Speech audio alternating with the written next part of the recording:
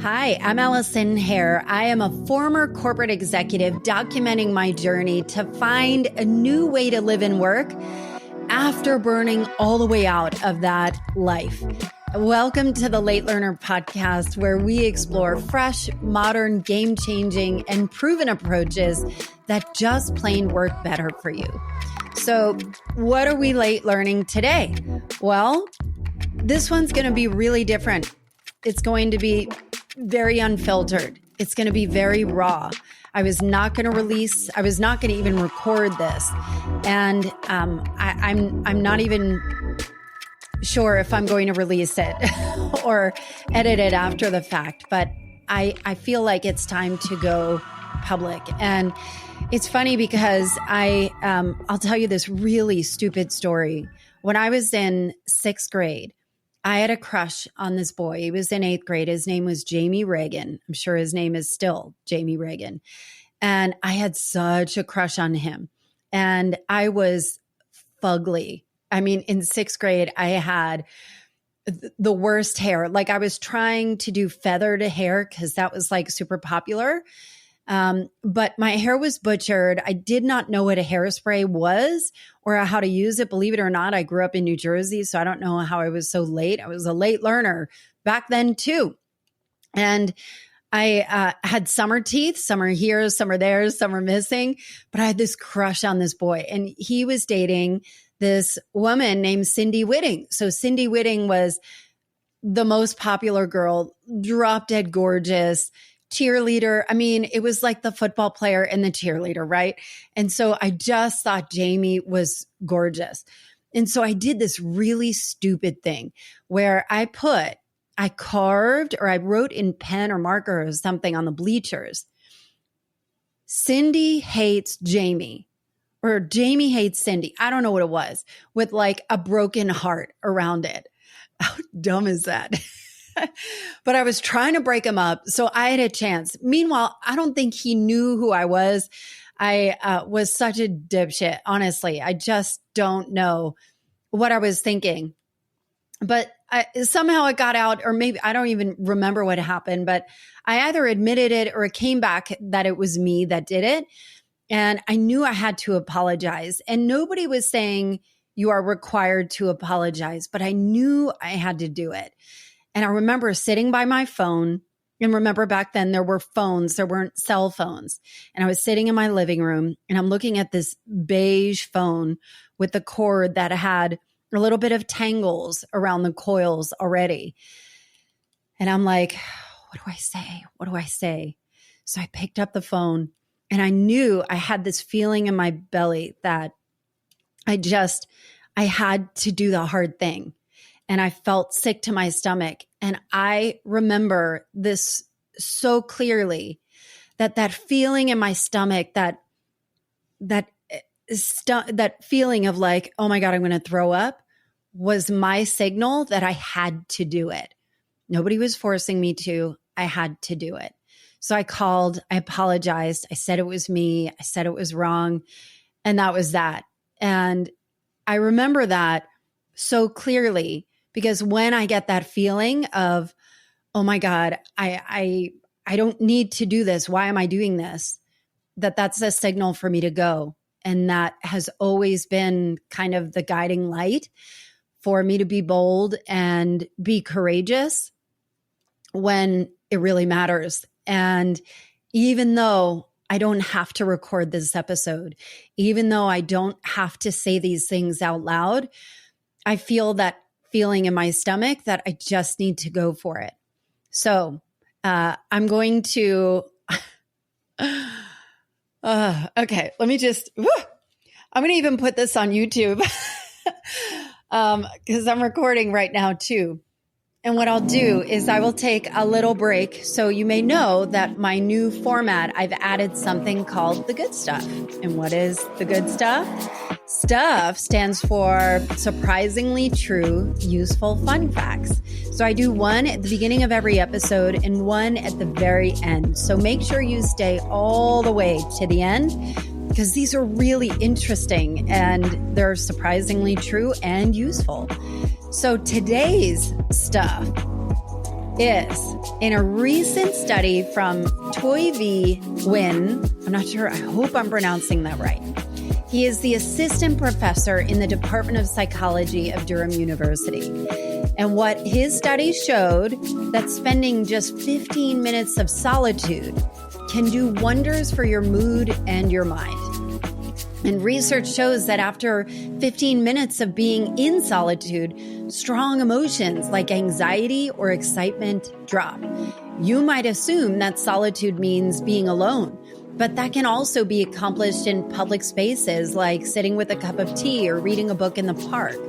So let this be a sign that if you've been thinking about taking a solo trip or even going to the movies alone, do it. But also, if you're kind of wound up and feeling like, ooh, I just need to kind of get still and calm my nervous system, take 15 minutes of solitude and let me know what you think. So I am giving you permission to do this. So stay tuned till the very end of this show for the second installment of The Good Stuff. Okay. All right. So here is where I'm going to start. So first of all, like I said, I don't think I'm going to edit this. And again, I'm not sure if I'm going to publish it. Normally, just to give you a little bit of behind the scenes, and this will set up the context for the whole thing, is that I edit every single inch of this show and have turned it up way, way, way more in the past few months. And what I've been trying to do is trying to elevate the quality of this show. So I went from a weekly show to bi-weekly, so I could have some more time to really, really make it powerful and effective. And one of the things that I've really been trying to be mindful of is to make these shows shorter and more impactful and make it into something, my ideal is like you can listen to it on the way to work or driving your kids to school or something. It'll, be less than 30 minutes or 30 minutes or so. And that isn't always the case, and I think where this stems from is I get the sense. So if you are on my email list, I send out a weekly email every Thursday. And if you would like to be on that list, I hope you do go to AllisonHare.com, scroll to the bottom, give me your information, or put in your email, and I'll send you those emails. And so my podcast episodes and my emails are designed to be very short, succinct. This is my intention, clear. And so when I write the blog post, I noticed that I stopped writing in paragraphs. I write in one sentence paragraphs because I'm so afraid. First of all, I know that I do this. I skim. You skim. We don't read through everything. We skim. We look at the bold things.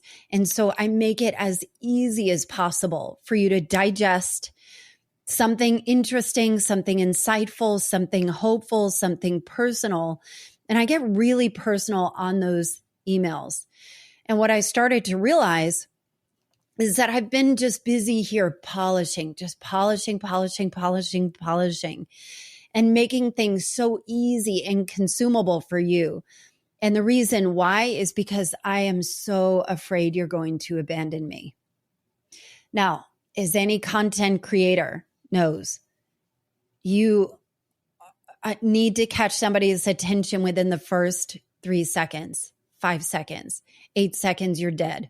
So you think about that from social media. You think about that for long form content like a podcast, or at least mine, or a blog post of get to the point. There's so much out there. And so I started to think about the abandonment of what it means that if I'm not good enough, you will leave me. So I want to set this up and this episode up of if I'm not good enough, if I am not worthy, you will leave me. Okay. Now, I'm already getting emotional.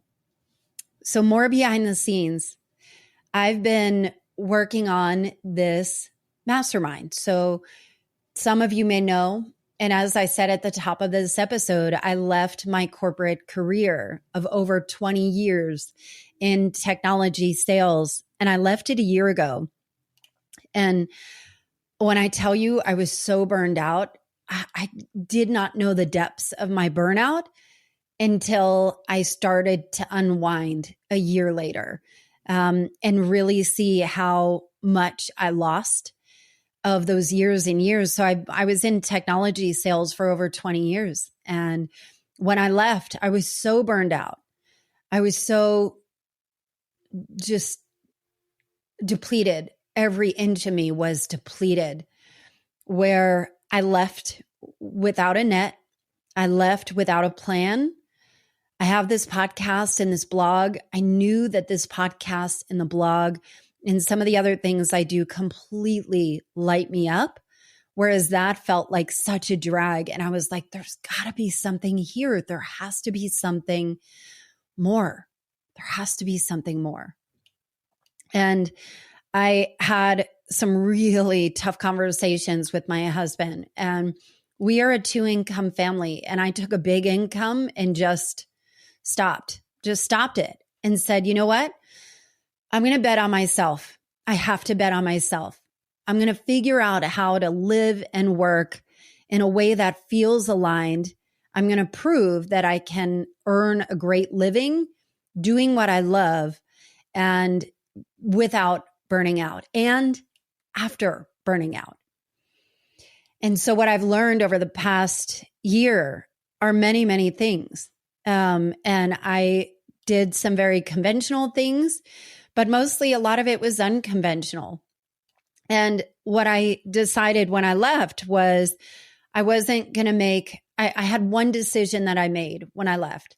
I wasn't going to make any decisions until I could hear my own voice again, because everything was telling me, what the hell are you doing? You have 2 kids, you've got a husband, you've got this house and this life and kids in private school and things and vacations you want to do. Why are you taking this away when you're skilled, you can go out and fix this by getting another job? And everything in my body was like, no, I've got to pursue this. It was really terrifying.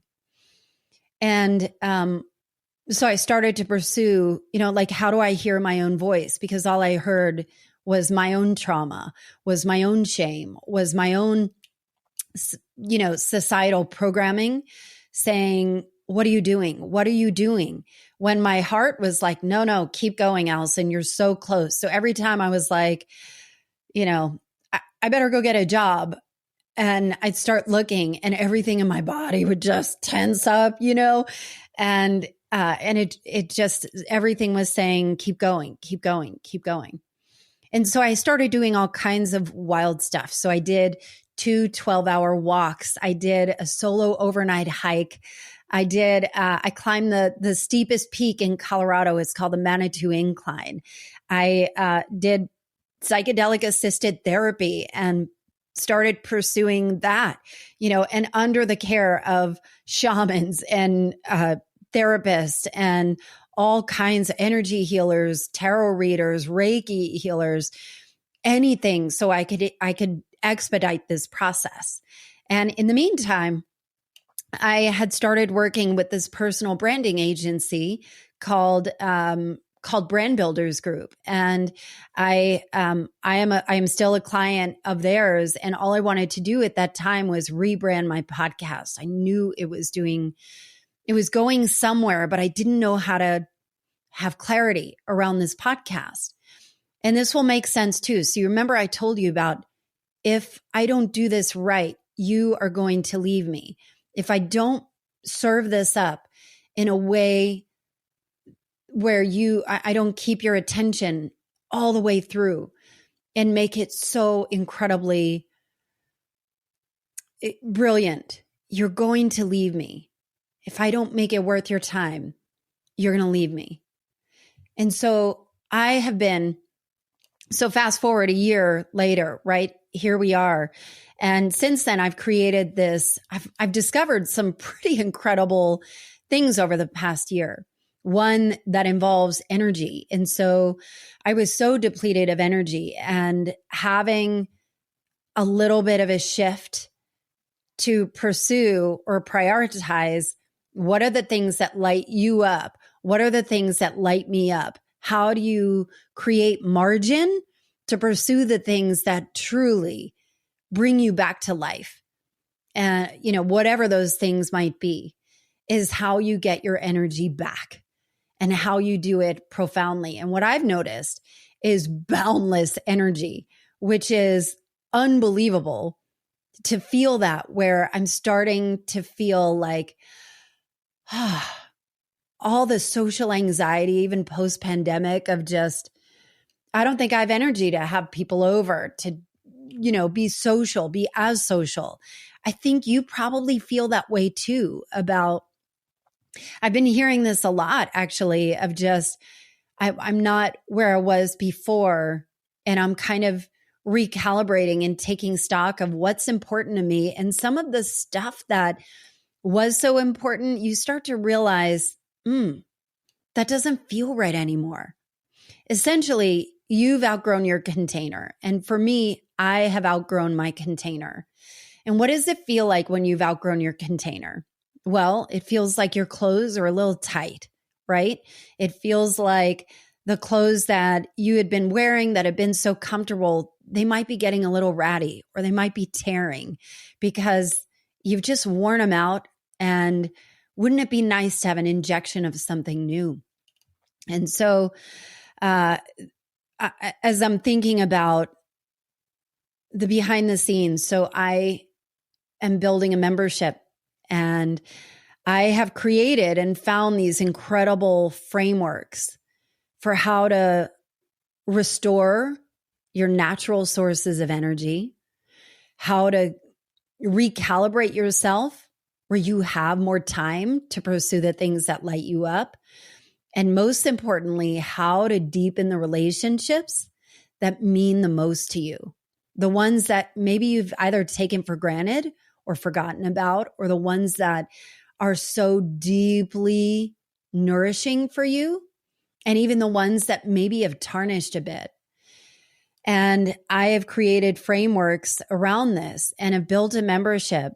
And in preparation for this membership, I decided, well, let me do a mastermind. Let me do a 90-day program where I can assemble busy mothers into this cohort of powerful, strong mothers, that it is not a business mastermind at all. It's a personal mastermind where you are saying yes to yourself, and being able to have the space, or give yourself the permission to do things a little bit differently, to step out of that container into one that fits better, into one where you can open your arms wide and take up more space, because you've just simply outgrown where you are. And if you're not sure, if you're wondering, have I outgrown where I am? Usually that feels like a stirring. It feels like an irritation of, I've checked all the boxes. I've done everything I'm supposed to do. And here I am. I've got a corner office. I've got a big title. I've got the kids. I've got the partner. And I've got, I'm not worried about putting food on my table. But why am I not happy? Why am I not fulfilled? Like, was there supposed to be a fulfillment box I was supposed to check off? Because I checked off all the boxes. I've proven myself worthy in the work world. But I am trying to figure out, like, why isn't it enough? And then you feel shame because you're like, God, some people don't even have this. And why can't this be enough? Why can't I be grateful enough for what I have? That is a sign that you've outgrown your container. And so I put together this mastermind. I put together this collective of people, and oh my God, they are already seeing results. And I'm super, super, super, super excited about this, because this was like just some idea that I had, like, could I sell this? Could it work? And it is working on the first week. So if any of that, and again, this is not a sales pitch. You will hear the behind the scenes of this and why it's important that I'm talking about this, because there's so much, I don't know if I'm saying so much writing on it, but it is shining a light on where I need to show up in my most truthful self is this particular mastermind, and why it's so critical that I show up honestly with it and be as real and raw and unfiltered and transparent. And if I cry, I'm going to let myself cry and not apologize for anything. But this collective, this mastermind, I had set out that if people are feeling like they've outgrown their container, they are feeling that they're so stretched, they don't have margin.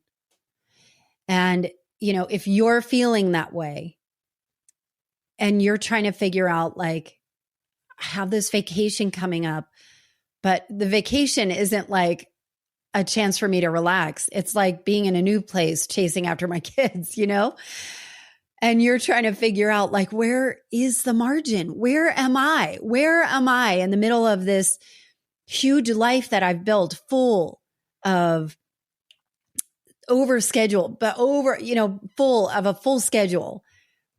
Where am I in this? And if you're wondering, where am I in the middle of this full schedule? Or if you're feeling like, I know there's more out there, and wouldn't it be nice to try something new and open up new possibilities and say, what kind of outfit can I try on that'll feel better? What kind of outfit will I try on that will calm this nervous heart? And not nervous, you know what I mean? Like it's almost like an unfulfillment, but you don't want to say that out loud because you don't want to seem ungrateful. And I struggled with this. Am I unfulfilled? I don't know. So if you are at all interested or feeling this, I would welcome the chance. So what I'm doing is I'm offering, and there is no pressure at all, but a free exploratory call to see, will this be a fit for you? They're a 90-day mastermind. I'm enrolling people on a rolling basis for now, but this is limited. This is a beta. And if you want to know more or sign up, go for a free call. You can go to AllisonHair.com/collective. I'm going to put it in the show notes. But let me explain why I am feeling so raw about this.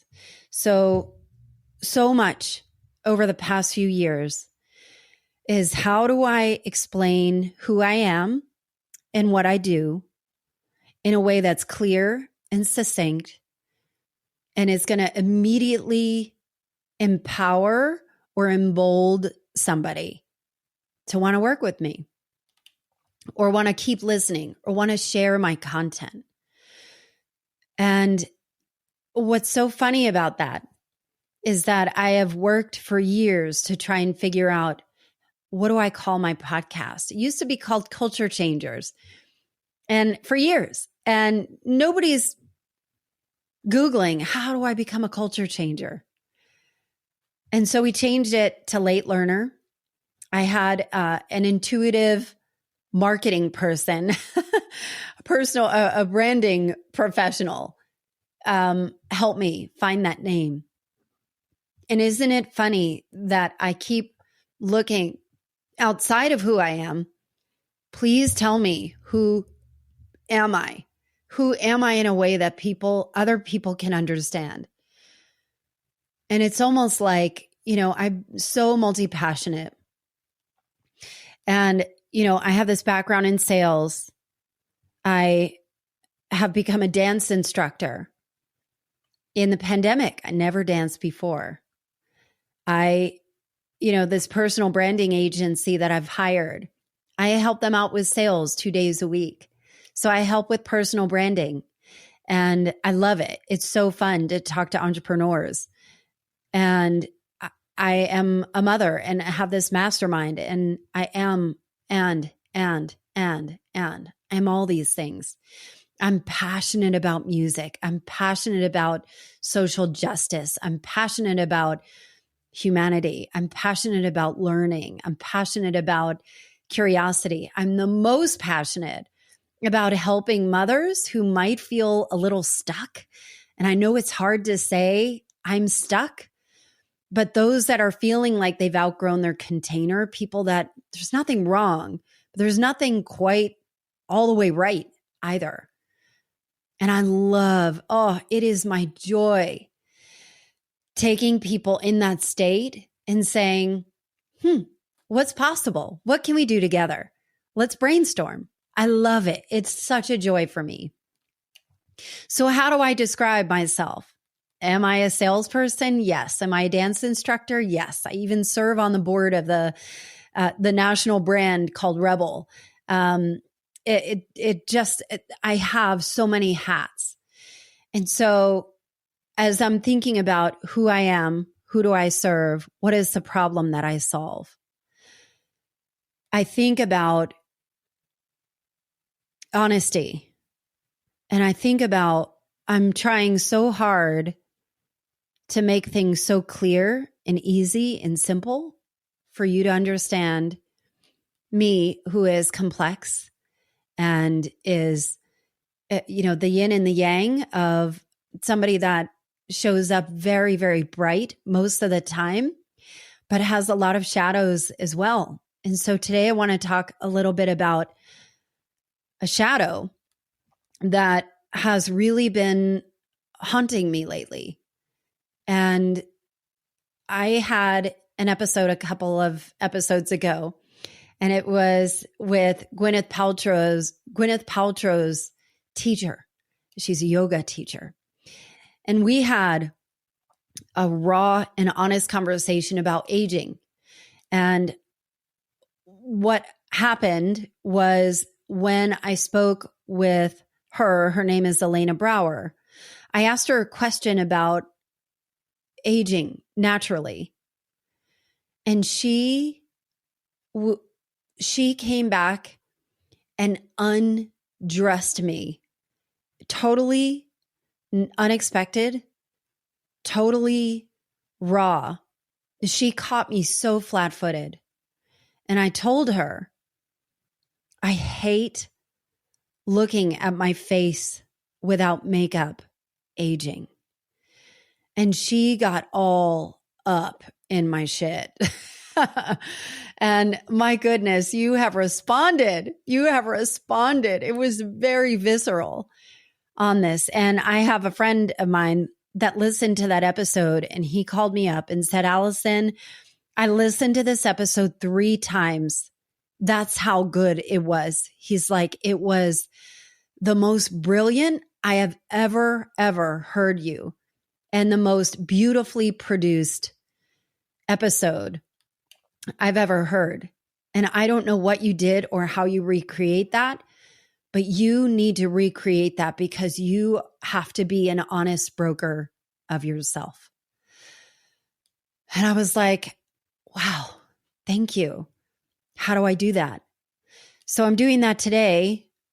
And one of the things that has been coming up again and again, the shadow, is my polish and the need to polish everything. I don't hesitate to say it's perfectionism. Maybe in some cases it is. There's a lot of that. I generally don't care about showing up imperfectly, obviously. I just don't. But I care when it comes to this. I care when it comes to being succinct and, again, you abandoning me. And when I think about my close friendships, I've kind of stated this on previous episodes before, but I don't have a best friend.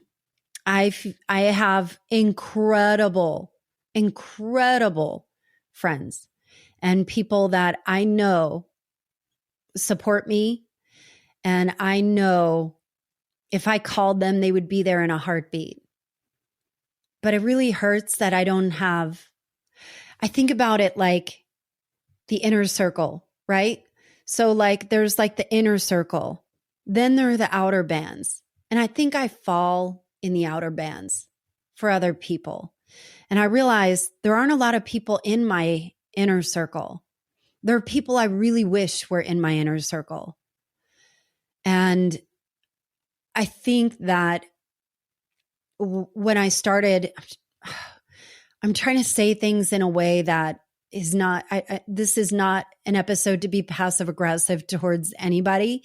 I really want to take my culpability in this. And I realize there are certain people in my life. And again, I've had some experiences with people I was really, really close to and was burned deeply, deeply. And I don't know if it is because I'm a highly sensitive extrovert or highly sensitive person. You know, I'm just kind of sharing my own experience that I was just hurt, where it got to the point where I am afraid to invite people closer because I'm afraid they will abandon me. And I'm afraid that I'll be too much, that because I have intensity and I have such a profound strength and force in the way I do things. I mean, the way I pursue business, the way I pursue, and not forcefulness on people, but like if I set my mind on something, I am a force to get it done. And that's just who I am. I'm the girl that gets shit done. You know, I do a lot. And I need a lot. And so I was talking to a friend of mine and she asked me, you know, because I was like, you know, I feel like my challenge with the friendships is that I think my expectations are too high. And if I was being honest, I think that I have not ever been able to ask for help. Like, I wonder if I asked for help, would somebody be there for me? And I think I have no problem asking for help. Like, hey, do you know somebody who can help me with this? Do you know a tarot card reader? Can you introduce me to whoever? Like, that's not the help I mean.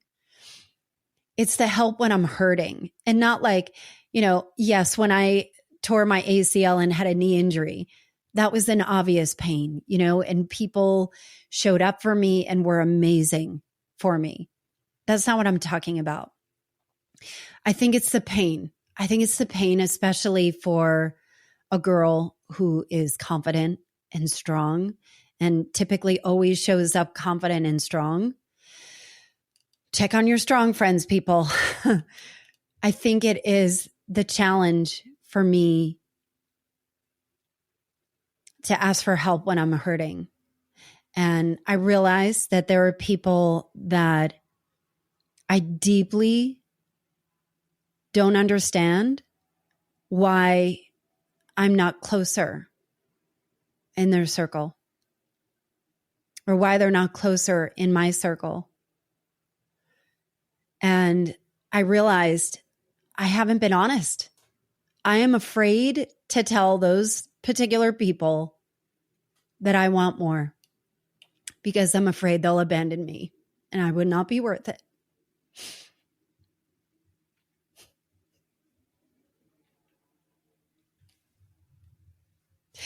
And it begs the question of what does it mean to be honest? You know, I had this podcast episode probably a year and a half ago with Danielle Bayard Jackson. She's a certified friend coach. And truly, it's a thing. She's masterful. Go follow her on Instagram. But she came on this podcast, and I'll link it in the show notes. And she talked about, we think about friendships as being so easy and effortless and carefree. And she, I asked her, because I had crowdsourced some questions, but I'd asked her about, what if you don't want to be that friend that brings the drama? And I don't mean drama like sleeping with your husband. You know what I mean? And she said, this is what's missing in friendships is drama. Because the friendships that you have should be treated with the same importance and the same intention as your romantic relationships. That's how important it is. Because when you have those tough conversations, that's when the roots grow deep. That's when you have a real friendship. And I do have those friendships with certain people. And there are others that I started to feel resentment towards. Resentment because my expectations of them were too high.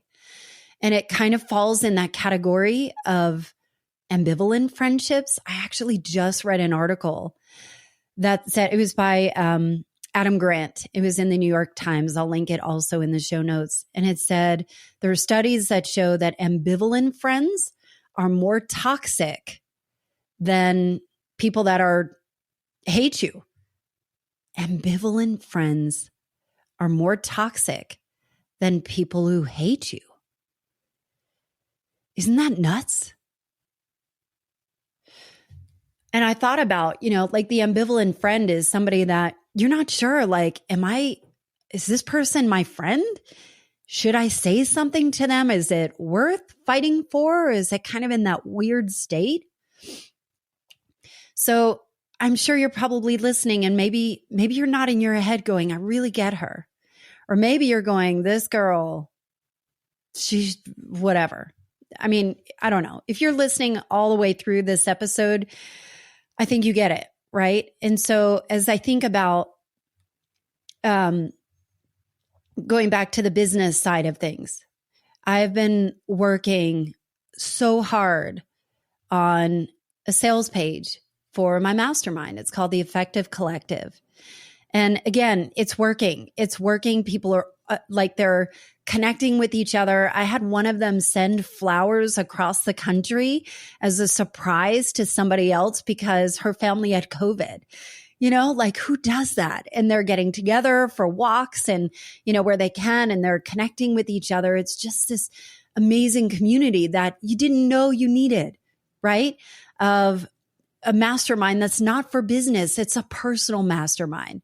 It's one that gives you permission to show up as you.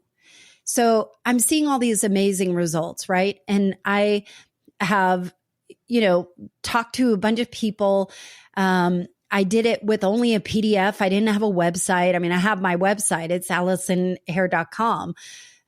But nowhere on it did it say anything about the Effective Collective Mastermind. Same with my social media, because I was so afraid that if I put something out there that didn't sound like me, that it didn't sound as powerful and succinct and clear as I needed to, that people would abandon it.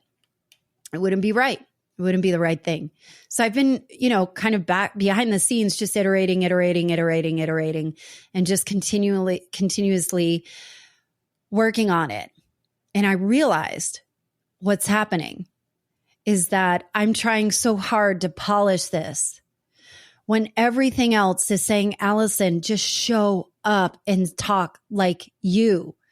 Talk like you. Say what you have to say. If it's a little more verbose, it's a little more verbose, but it's your voice. And that's where people are going to connect. And I'm busy over here polishing. So as I'm thinking about this, and as I turn on the mic, and people have told me, honestly, for years, Allison, this podcast is not about any gimmick. It's not about, Late Learner podcast is not about changing the culture. It's not about it. This podcast is about you and you showing up as you and just showing up honestly. And I've resisted it for 2 years because I never want to show, like, first of all, I think, who cares about my life, right? Documenting my life. And I keep wondering because my gut is telling me, yeah, you need to lean a little bit harder into this and stop trying to polish it and put it in some box where it doesn't fit. You've outgrown that too. Maybe it is something beyond labels where you can just show up as you and be loved for who you are. You're not broken. There's nothing to be fixed. There's no, you're not broken. I'm not broken.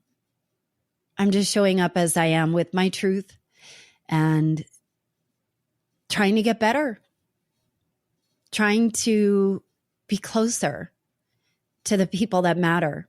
And it really makes me think about, like resentments are always a trigger for needing a better boundary and thinking through, who do I want to surround myself with?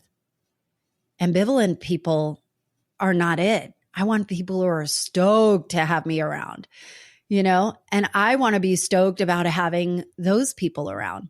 Those are the people in my mastermind, right? Like those are the people that said yes to this, is like, I want to step into my own light.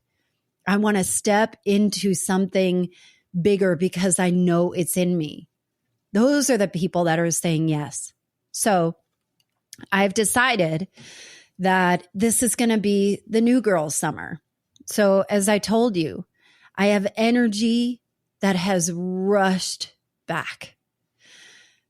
I'm so grateful for this. I cannot believe how much I lost and how hard it has been to come back and like have that energy and that confidence come back in a different way.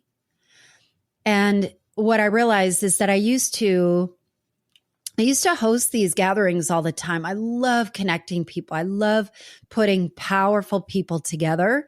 I am a connector. If you are in Strengths Finder, I am a connectedness is my number one in Gallup Strength Finder. I think it's connectedness, woo, and maximizer are my top 3, if you're familiar with that.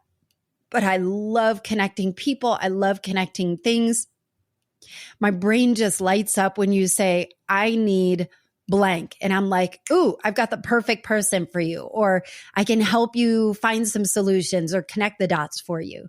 I am the connector and I love it. And I used to do this all the time.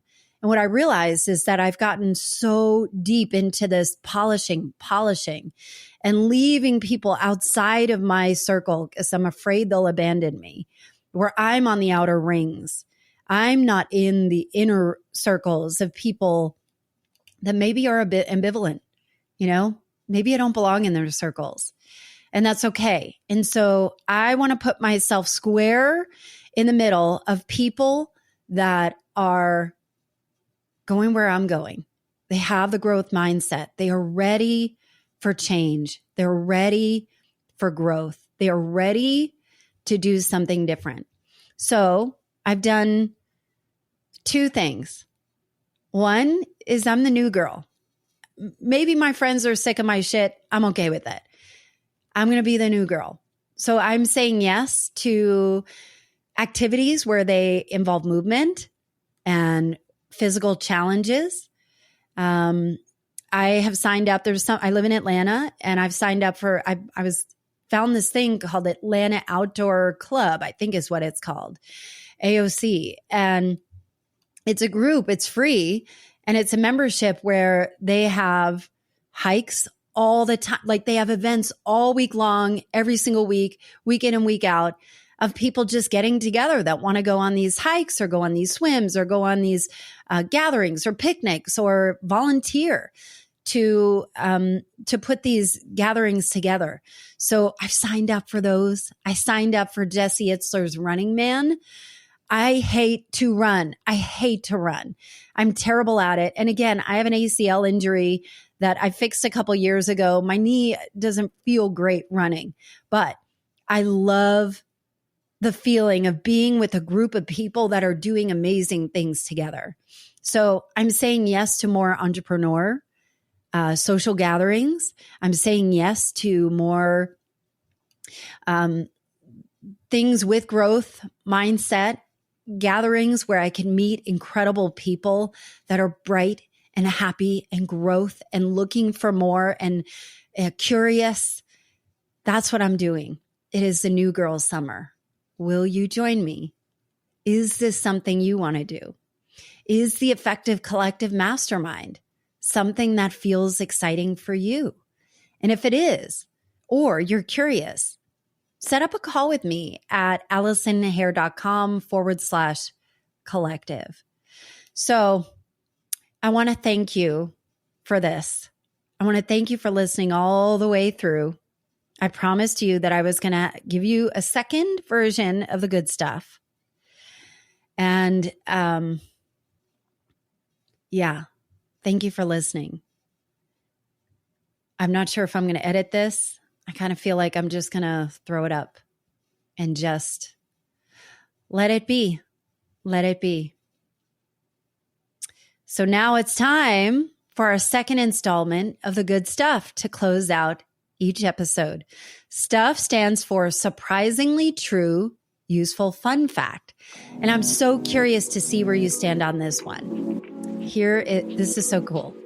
73% of mothers believe 73% of mothers believe they're the best mothers in the world. Do you hear that?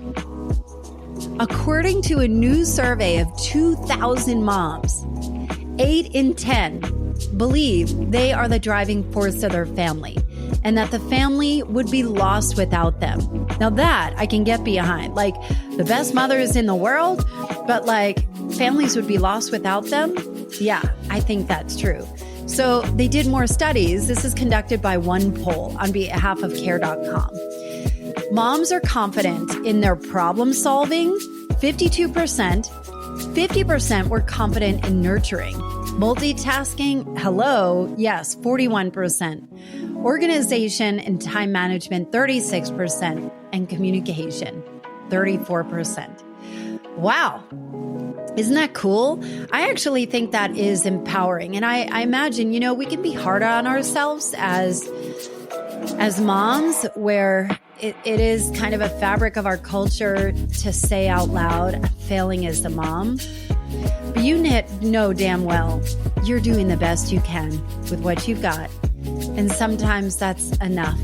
And so let this be a cheering for you, and put yourself in the category of that 73% that say you're one of the best moms in the world.